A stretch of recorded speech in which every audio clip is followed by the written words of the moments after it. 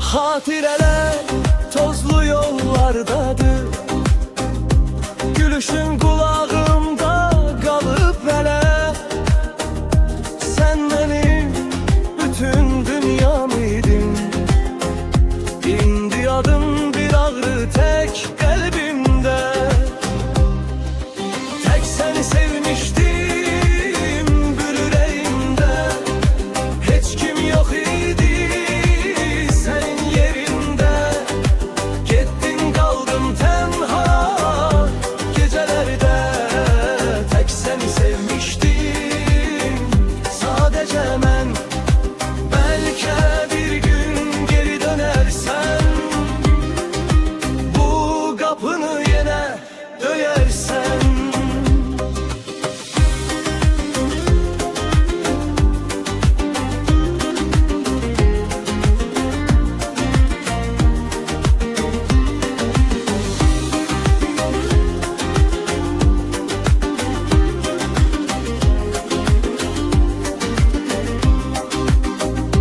Sözlerin yalan değildi belki, sadece tez bitti o sevda.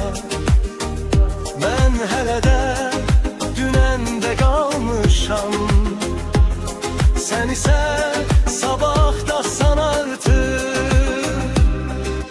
Tek seni sevmiştim, başka yok idi. Bu kalbin sahibi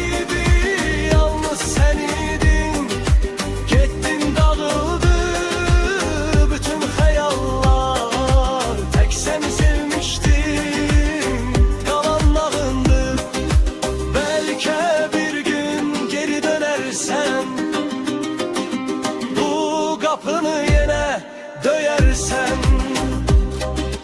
Tek sen sevmiştin yüreğimde, hiç kim yok idi senin yerinde.